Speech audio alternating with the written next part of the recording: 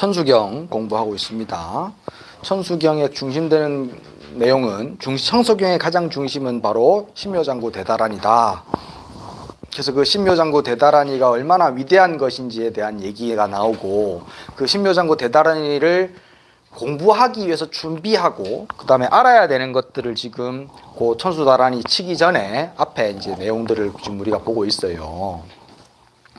그래서 이제 지난 시간에 우리가 나무 얘기하다가 말았습니다. 나무 얘기를 했었어요. 앞에 이제 그 천수다란이의 위대한 점, 그리고 거기에서 걸맞도록 내 마음을 어떻게 써야 되는지에 대한 얘기를 했습니다. 원력을 세워야 되고 보리심을 내야 된다, 그 얘기 했는데 그 얘기가 계속 앞으로 나옵니다.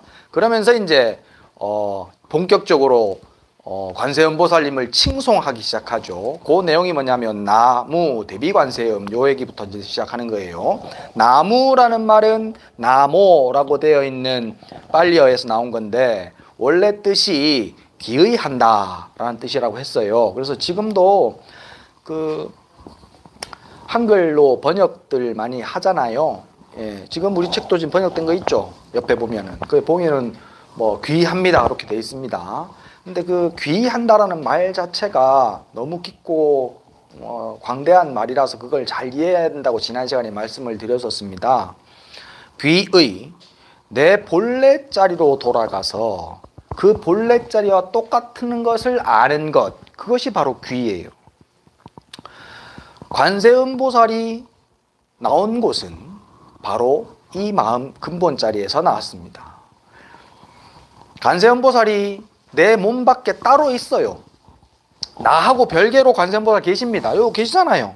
예, 그 관세음보살님을 우리 인간의 눈으로는 잘 안 보여요. 보살은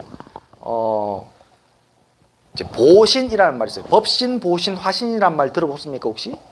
예, 그 중에 보신이라는 단어가 있는데, 보신이 뭐냐면 보답해서 보여주는 부처님이란 뜻이에요. 그러니까는 내가 열심히 기도하고 내가 열심히 업을 밝히고 그렇게 해가지고 내가 자격이 되면, 그러면 내 눈에 보이는 사람, 보이는 존재, 그게 보신입니다. 예, 보답해서 보여줘요. 그래서 관세음보살님, 관세음보살님, 아미타 부처님, 그 다음에 지장보살, 문수보살, 이런 양반들, 우리가 이름 알고 있는 양반들 대부분이 보신불입니다. 예, 보답해서 보여줘요. 아무한테는 안 보여줍니다.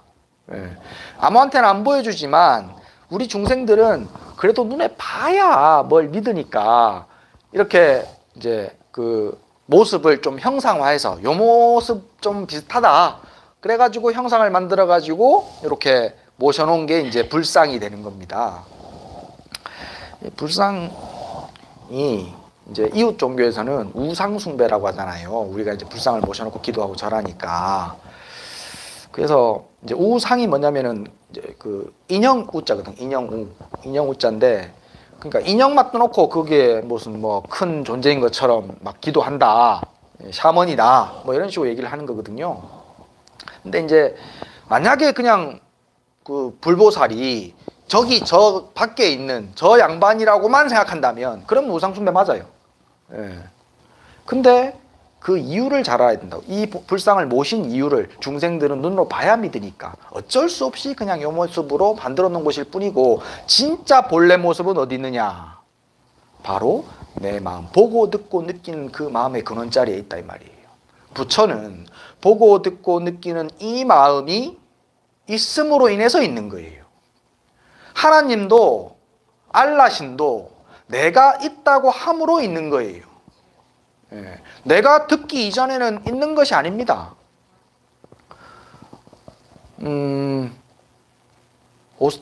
제가 호주에 잠깐 좀 놀러 갔다 왔거든요. 호주에 그 스티븐이라고 우리 그 학교 선생님이 있었습니다. 예, 이 양반이 노총각인데 한국 불교에 엄청 관심이 많았어요. 그래서 내가 출가하라고 자꾸 꼬셨었는데 결국엔 연락이 없네. 예. 호주에 있는 영어 선생님 스티븐, 그전에는 존재하지 않았습니다. 여러분들에게는. 그죠? 내가 이름을 얘기함으로 인해 가지고 그 사람 출가하고 싶어하고 한국 불교에 관심 있는 영어 선생님 스티븐이라는 게 드러났어. 그죠? 예. 그때서 비로소 존재하는 거예요. 내가 보고 듣고 느끼지 않는다면 그건 존재하는 것이 아닙니다. 이게요, 참 신기하게 이게 2500년 전에 부처님께서 말씀하시는 말들인데요, 요즘 들어서 과학이 발달함으로 인해 가지고 이 말들이 증명이 돼요. 양자역학에서 하는 말이 뭐냐면, 간단하게 얘기를 해요. 간단하게 얘기를 하면, 이 컵 속에다가 주사위를 놓고 1부터 6까지 있는 주사위를 놓고 막 흔들다가 딱 안에 이렇게 이렇게 엎으면 안에 숫자가 뭔지 모르죠. 열어봐야 그때서 비로소 숫자가 드러나요. 그죠? 몇 번이 위에 있는지. 양자역학에서는 컵을 열지 않았다면 그것은 정해지지 않은 것이다. 우리가 생각했을 때는 컵 속에 이미 멈춰 있을 거라고 생각하잖아요. 주사위가 더 이상 돌지 않고 멈춰 있을 거라고 생각하지 않습니까? 근데 양자역학에서는 그렇게 얘기 안 해. 멈춰 있지 않다라고 얘기합니다. 사람이 봄으로 인해서, 내가 인지함으로 인해서 그것이 정해진다라고 얘기합니다. 예. 그게 이제 양자도약이라는 표현으로 쓰는데요. 뭐 이런 얘기는 좀 어려우니까 넘어가. 하여튼 과학이 발달하니까 내 마음이 인지함으로 인해 가지고 그것이 존재하는 것이 된다라고 알 수 있습니다. 스티븐이라는 사람이 이전에 존재했었어요. 그죠? 근데 내한테서 존재했던 거예요. 내가 알고 있었으니까. 여러분한테는 존재했다라고 말할 수 없어요. 그쵸? 예. 내가 인지해야만 됩니다. 신도 마찬가지예요. 신도 내가 인지하고 인정함으로 인해서 드러나는 거예요. 이 마음이 모든 것을 정합니다. 일체유심조. 이 마음이 인정함으로 인해서 그것이 마치 비로소 존재 가치가 생기는 거예요. 김춘순가 꽃이라는 시 있잖아요. 내가 그것에 이름을 붙이기 전까지 그것은 하나의 몸짓에 지나지 않았다. 사실은 몸짓이란 말도 하면 안 돼. 왜? 인지하기 전에는 그것은 어떤 것도 아니었기 때문에. 예. 근데 표현하자니까 어쩔 수 없이 내가 그것에 이름 붙이기 전까지는 그것은 하나의 몸짓에 지나지 않았다. 하지만 내가 이름 붙임으로 인해서 그것이 나에게 와서 하나의 꽃이 되었다. 예. 불교를 알고 지은 거야. 예. 예. 그렇게 내 마음이 모든 것을 다 품고 있습니다. 그 근원자리를 이름 붙여서 부처라고 부르고, 그 부처의 자리에서 한 발짝 살짝 벗어나가지고 자비의 마음이 활성화되고 드러난 것을 관세음이라고 부른단 말이지. 예. 스티븐이라는 사람은 호주에 지금 있어요. 그죠? 근데 그 사람이 지금 호주에 있는 것이에요? 내 마음속에 있는 것이에요? 마음속에 있는 것이죠. 근데 호주에도 존재하죠. 관세음보살이 그렇습니다. 예. 오늘 아침에 내가 연락을 못 해봤는데, 며칠 전에 내가 SNS도 확인했어요. 살아있더라고. 관세음보살이 그렇습니다. 실제로 존재하는 것은 내 마음속이에요. 그죠? 근데 밖에도 있습니다. 그걸 아셔야 돼요. 불교를 너무 좀 편벽되게 공부하시는 분들은 그냥 마음에만 있다라고 또 그렇게 우기시는 분들이 있어요. 그래서 밖에 있는 것을 너무 막 이렇게 터부시하는 경향이 좀 있는 경우들이 있습니다. 불교를 너무 한쪽으로만 배우면. 근데 두 개 다 인정해야 돼요. 예, 마음속에도 있고 밖에도 있습니다. 어쩔 수 없어요. 그래서 우리는 윤회하거든요. 밖의 세상이 따로 존재하기 때문에 인간은 윤회합니다. 밖의 세상이 완전히 따로 존재하지 않는다고 완벽하게 깨달아버리면, 오로지 내 마음이 모든 것을 다 정했다, 이것은 전부 다 싹 다 마음의 작용일 뿐이다 라고 완전하게 깨달아버리면 그때는 더 이상 윤회하지 않아요. 모든 고통에서 벗어나요. 붓다가 됩니다. 근데 우리는 아직까지 붓다 아니잖아. 예, 니나 내나. 예. 그러니 밖에 거 인정해야 돼. 자, 그래서 나무라는 말은 밖에 것도 인정하지만 그보다 더 내 마음의 본래 자리에 내가 돌아가서, 우리 마음은요, 내 눈, 코, 귀, 입이 바깥에 있는 것을 보고 듣고 느끼기 때문에 마음은 항상 밖으로만 달려가요. 내 자신을 잘 안 봐요. 예. 내가 무엇을 좋아하는지, 내 마음은 어떤지, 내 마음 상태라는 것은 도대체 어떤 것인지, 내 마음의 작용은 어떻게 일어나는지 그거 잘 몰라. 근데 저 새끼 저거 꼴보기 싫은 건 잘도 봐. 예. 얼마나 잘도 보는지. 지 꼬라지는 생각 하나도 안 하고. 예. 조금 벗어난 얘기인데 저 새끼 꼴보기 싫어요. 그러면 그거 어디 있는 거예요? 꼴보기 싫음이. 그렇지. 내 마음에 있는 거야. 그건 육조스님도 얘기했어. 만약에 저 사람이 꼴보기 싫고 저 사람이 틀렸다라고 한다면 그 틀림이 네 마음속에 붙어 있는 거다라고 얘기하십니다. 예. 이제 그래도 방금 들어놓으니까 금방 나온다. 저 법당 밖에 나가면 또 이장 물긴데 그거 참. 일상생활에도 그렇게 써야 돼요. 자꾸 이제 부처님 가르침을 자꾸 듣다 보면 그러면 일상생활에서도 아, 저 꼴보기 싫음이 나의 마음속에 있는 거구나 라고 알아져. 그래서 내 자신을 자꾸 고치려고 노력해야 되고 내가 이제 젊은 애들 이제 시집장가 가려고 인사하러 오는 신도분들 자제분들이 있을 거 아니에요. 얘들 오면 항상 부부는 일심동체라는 얘기를 해주거든요. 예, 부부는 일심동체다. 그래서 부부만큼 좋은 스승이 없어요. 부부 사이만큼. 저 새끼라고 하네. 저 인간 저게 미워 죽겠단 말이지. 예, 미워 죽겠는 그것은 바로 나의 마음속에 있는 것이야. 그러니까 저 인간이 꼴보기 싫을 때마다 내 꼬라지를 봐라. 무조건. 저 인간은 나의 거울일 뿐이다. 다른 사람 저 인간이 아니다. 나다. 그래서 일심동체라고 부르는 거예요. 옛날에 그 선인들이 쓰셨던 말들이 엄청 위대한 거예요. 일심동체. 예. 진짜 일심이고 하나의 마음이고 하나의 몸이에요. 부부는. 지금 다 부부 생활 하시잖아. 예. 부부는 일심동체. 저 사람은 나의 거울. 그래서 내 거를 보세요. 나를 보세요. 꼴보기 싫을수록 나를 꼴보기 싫어 하셔야 됩니다. 예? 저거는 고쳐야 되는데 싶을수록 내가 고쳐야 됩니다. 예. 화장대 거울을 보면서 보니까 여기 검둥이 하나 묻었어. 그럼 화장을 저 거울대를 닦아요? 나를 닦아야지. 나를 닦으면 그 거울 속에 있는 것도 때가 없어지잖아요. 똑같아. 부부 사이에서도 나를 고치면 나를 비추고 있는 저 거울도 똑같이 고쳐집니다. 시간이 걸려요, 근데. 예, 시간이 좀 필요합니다. 근데 그 시간이라는 관념도요, 사실 인간한테나 하루, 1년, 365일 뭐 이렇지 시간도 사실은 정해져 있는 관점이 아닙니다. 조그마한 온 우주, 이 넓고 넓은 우주 가운데 지구라는 조그마한 행성 가운데서 하루지. 예? 그 시간은 엄청 상대적인 거예요. 예. 그래서 그 뭐 시간 조금 드는 거 그것도 그렇게 크게 생각하실 거 없습니다. 예.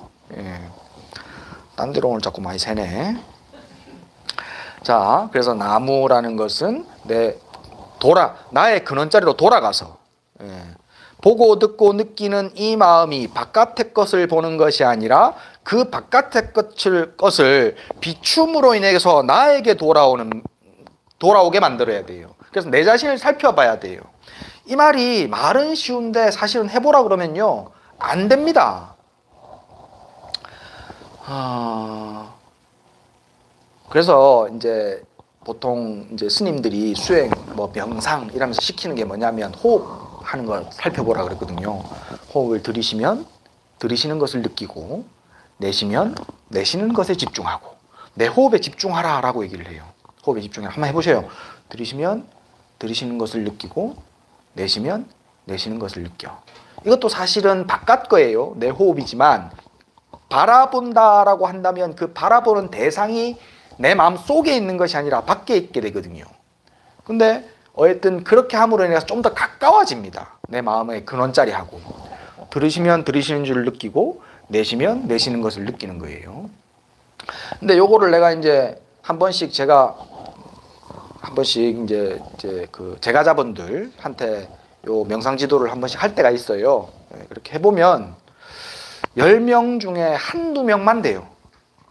무슨 말인지 알아요. 무슨 말인지 이해를 해요. 이게 아주 가장 기본적인 수행과 명상에 있어서 가장 기초적인 거거든요. 첫 번째 스텝이에요. 근데 이거를 이해하는 사람이 10명 중에 한두 명 정도밖에 안 됩니다. 안 되더라고. 그래서 호흡관 하기 전에 다른 거를 제가 시켜요. 뭐냐면 절입니다. 절. 절을 내가 우리 청국사 유튜브에 보면은 내가 절하는 거 해놓은 거 있어요. 그거 잘 보셔야 돼요. 그거 보시면은 절하는 내 몸을 자세히 살피게 하거든요. 그래서 그 절을 자꾸 하다 보면 자기 자신을 살피는 것이 무엇인지를 조금씩 알게 됩니다. 근데 이제 연세가 조금 드셔가지고 그동안 하도 많이 써먹어가지고 무릎이 안 좋아서 절 못 하시는 분들이 있어. 그런 분들은 관세음보살 하시면 돼. 관세음보살. 관세음보살 할 때 저 밖에 있는 관세음보살 찾지 말으라고. 관세음보살 하고 있는 이놈이 관세음보살인지를 알면 돼요. 관세음보살 지금 하고 있잖아. 이렇게 지금 관세음보살을 부르고 있는 이놈을 보면 돼요. 그렇게 노력하세요. 노력. 이것도 잘 안 돼. 관세음보살을 하고 있는 놈을 보려고 하면 돼. 그게 진짜 관세음보살의 단초입니다. 그렇게 해서 돌아가서 어떻게든 무슨 방법을 쓰든지 간에 돌아가서 그런 자리에 있는 관세음에게 귀의합니다. 나무 대비관세음. 대비라는 말은 관세음을 수식하는 말인데 대자대비의 준말이죠. 대자대비. 내가 아까 말했잖아요. 원래 근원 자리에 부처는 아무것도 없어요. 아무것도 없다는 말도 안 붙어요. 근데 그 자리에서 뭐가 하나 톡 불거져 나온 첫 번째 마음이 뭐냐? 대자대비예요. 그게 특화된 게 관세음보살이기 때문에 대비관세음이라고 이렇게 부릅니다. 대비관세음에게 귀의 나무합니다. 그러고 나서 원하 속지 일체법 원컨대. 여기서 원이라는 것은요 소원이 아니고 여기서는 서원이에요. 지난 시간에 서원과 소원에 대해서 얘기했어요. 여기서는 서원입니다. 서원합니다. 뭐를 내가 속히, 속자 일부러 썼어. 빨리. 우리나라 사람들이 제일 좋아하는 말 중에 하나다. 빨리. 일단 빨리 해뿌야 돼. 빨리 지 일체법.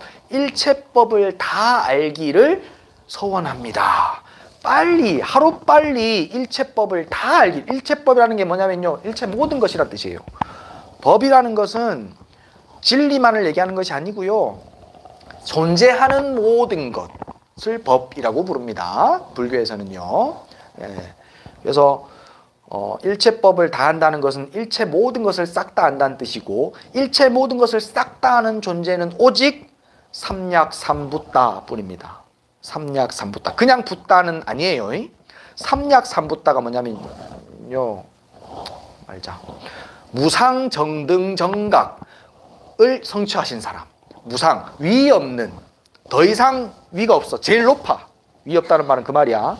제일 높은 정등, 바르고 평등하고 모든 사람에게 다 갖춰있기 때문에 평등하다라고 얘기하는 거예요.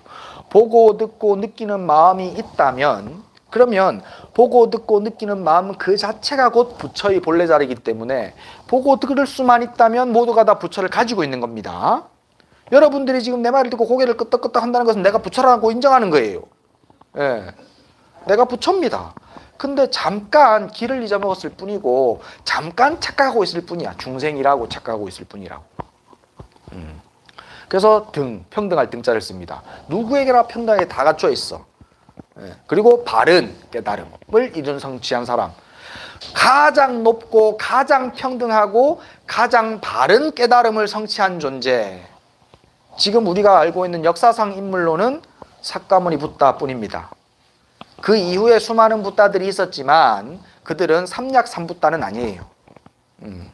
일체지를 성취했다는 것은 삼약삼붓다라는 뜻이고 내가 일체지를 다 갖추겠습니다. 일체법을 다 알도록 하루빨리 내가 성취하겠습니다. 라고 하는 말은 내가 삼약삼붓다가 되겠습니다. 라는 뜻이에요. 근데 삼약삼붓다와 그냥 붓다가 우리가 지금 중생의 입장에서 생각해보면 차이가 있는 것처럼 느껴지지만 사실 본래 자리에서 바라보면 큰 차이 없습니다. 물이 어느 그릇에 담겨있느냐 그 차이일 뿐이야. 우리요 지금 석정 우물 속에 있는 물하고 우리가 지금 바로 직수 빼놨잖아요. 졸졸졸 나오잖아. 저게 바로 직수거든요. 저물하고 차이가 납니까? 안 나. 그물이 그물이잖아. 그죠? 예, 그거가 차이라고. 큰 그릇에 담겨 있느냐, 작은 그릇에 담겨 있느냐. 온 우주라는 온 법계라는 큰 그릇에 담겨 있으면, 그것을 싹 다 품고 있으면 삼약삼붓다. 그거보다 조금 더 작은 세상에 속해져 있으면 그냥 붓다. 그렇게 됩니다. 담고 있는 것은 똑같다. 근데 여기서는 삼약삼붓다를 지향합니다. 삼약삼붓다를 성취하겠습니다. 원컨대 서원컨대 제가 일체법을 속히 빨리 알겠습니다. 이 경전들에 보면요, 그 부처가 되기 위해서 필요한 수행하는 시간들이 필요해요. 이제 보통 그걸 사마성지 10대겁이라고 얘기를 해요. 1겁이 뭐냐, 이것도 이 어마어마한 숫자인데, 1겁이 뭐냐면요, 100년에 한 번씩 하늘 천녀가 목욕하러 지상계에 내려오는데, 그 천녀의 옷깃이 이렇게 스쳐가지고 사방 1km 되는 바위가 닳아 없어지는 때, 그게 1겁입니다. 예. 다른 풍화작용 하나도 없이 오로지 천녀의 옷깃 하나가 흩쳐가지고 사방 1km 되는 바위가 사라져서 없어지는, 다 쪼개지는 때, 그때 1겁이라고 부르거든요. 그 1겁이 1000개인가 있으면 대겁이에요. 대겁이라고 부르는데, 아승지라는 것은 뭐냐면요, 10의 48승인가 그래요. 10의 48승. 우리나라에는 이 단어가 없습니다. 10의 48승. 우리나라에서 제일 큰, 쓰는 단어 중에 제일 큰 단위가 조잖아요. 조. 조가 몇 개지? 0이? 1, 10, 100, 1000만, 10만, 100억, 1000억, 13개네. 13개. 우리는 13개까지밖에 못 세. 근데 아승지라는 것은 10의 48승이라고. 48까지 세야 돼. 예. 그만큼 어마어마한 숫자입니다. 삼아승지 10대겁을 닦아야지만 삼약삼붓다가 될 수 있다라고 경전에는 나오거든요. 근데 그게 우리나라 사람한테는 안 맞아. 너무 길어. 언제 해 그거? 한 방에 끝내는 방법이 있다 이거야. 빨리빨리 끝내는 방법이 있습니다. 그 모든 수행을 빨리 끝내는 방법, 이제 뒤에 나옵니다. 일체법을 다 아는 완전한 삼약삼붓다가 되겠습니다라고 해놓고, 그 뒤에 이제 그러면 어떻게 내가 닦아 나가겠습니다가 나옵니다. 이거 일체법을 다 완전히 아는 삼약삼붓다가 되기 위해서 나는 어떻게 닦아가겠습니다. 나무 대비관세음, 한 번씩 할 때마다 다 해요. 대비관세음에게 나무합니다. 돌아가, 본래 자리 돌아가서 내가 그와 똑같은 자리에 씁니다 라고 해놓고, 원하조득 지혜안, 지혜의 안목을 내가 하루빨리 갖추겠습니다. 지혜라는 것은요, 공부해서 얻어지는 것이, 내가 만들어가는 것이 아닙니다. 가려져 있던 것을 끄집어내는 거예요. 마치 벽옥, 이제 돌 속에 큰 옥이 감춰져 있어요. 근데 겉으로 보기에는 그냥 돌같이 보여. 그래 놓으니까 이 벽옥을 처음 발견한 사람이 왕을 3번이나 만나가지고 2번이나 이게 다리를 잘려버려요. 거짓말 쳤다고. 옥도 없는데 돌 갖고 와서 옥이라고 사기친다고. 근데 3번째 임금을 만나니까 이 사람이 눈이 있어가지고 옥을 알아챈 거야. 그래서 온갖 세공사들을 다 불러가지고 그 옥을 깨냅니다. 옥을 감싸고 있던 찌꺼기, 돌 찌꺼기들을 드러내니까 비로소 옥이 드러났잖아요. 그죠? 지혜는 그거예요. 원래 내가 싹 다 완전한 지혜를 갖추고 있는데, 내가 어리석은 나라는 생각, 어리석은 나의 욕망과 욕심, 업이 드극드극 붙어가지고 그것들을 내가 사용을 하지 못하고 있을 뿐이에요. 그냥 돌덩이로 사용하고 있을 뿐이야. 깨내면 돼. 깨내는 작업이 바로 공부, 수행입니다. 제 말을 들으면, 부처님 가르침을 들으면 모르던 것을 내가 문득 스님 통해서 내가 뭐 이렇게 뭐라 그러지? 얻었습니까? 뭐 그렇게 느낄 수도 있긴 해. 스님 가르침을 들으니까 내가 완전 전혀 모르고 있던 사실인데, 그거를 내가 스님 가르침을 통해서 내가 얻었다라고 생각할 수 있는데요. 근데 가만히 생각해 보시면요. 그냥 드러난 거예요. 스님이 얘기해 줌으로 인해 가지고 내가 원래 알고 있었던 건데 드러난 거예요. 그러니까 인정을 하죠. 들었는데 내가 가지고 있던 것이 아니면은 인정 못 합니다. 안 그래요? 예. 인정할 수 있다면 그것은 내가 본래 가지고 있는 거예요. 예. 그렇기 때문에 인정할 수 있습니다. 그래서 진리는 3살짜리도 들어도 알고 80 먹은 할아버지도 들어도 알아요. 그래야 진리입니다. 그래서 업의 때, 그 다음에 욕망의 돌덩이, 착각의 뭐 이런 흙덩이, 진흙 이런 거를 씻어내고 닦아내고 긁어내버리고 나면 드러나는 것이 바로 지혜의 눈입니다. 지혜의 눈을 갖춰야지만 비로소 삼약삼보따로 갈 수 있는 안목을 갖출 수 있어요. 지혜의 눈 없이는 아무것도 못합니다. 이게 삼약삼보따가 멀리 느껴지니까 이거는 이제 차치해놓고 그러면 삶을 행복하게 살기 위해서 필요한 것 바로 지혜입니다. 나한테 만약에 지금 100억이 생긴다. 행복할까요? 며칠? 얼마 동안 행복할 자신 있어요, 여러분들은? 100억이 나한테 생긴다면 죽을 때까지 행복할 자신 있어요? 네? 그건 자신 없죠.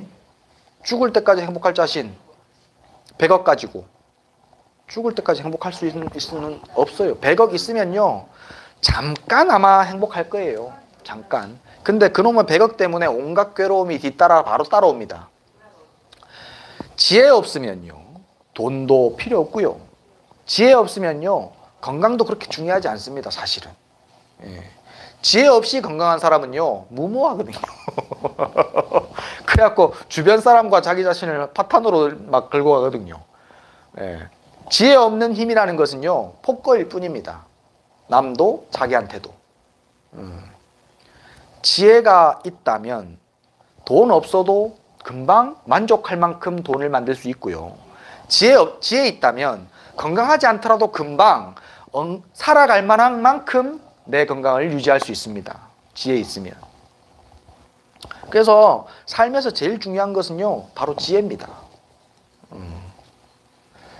근데 그 지혜만 가지고는 또 살짝 조금 부족한 게 있어요. 하고자 하는 대로 다 못해. 지혜와 더불어 필요한 거 항상 세트로 당기는 게 뭐냐면 바로 자비입니다. 자비. 뒤에 나오죠. 나무대비 관세음 원하 속도 일체중. 속히 일체 모든 중생들을 다 내가 제도하겠습니다. 이거는 자비로운 마음을 얘기하는 거거든요. 사람뿐만이 아니라 일체 모든 존재는 홀로 살 수 없습니다. 이 세상에 홀로 사는 사람이 있을까요?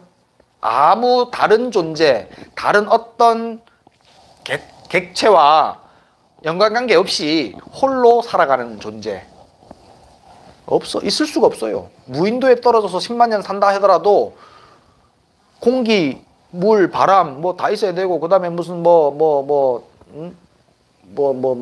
벌레라도 한 마리 있어야 되고 하여튼 모든 작용들이 다 연결돼 있어요. 홀로 존재하는 것은 이 세상에 존재하지 않습니다.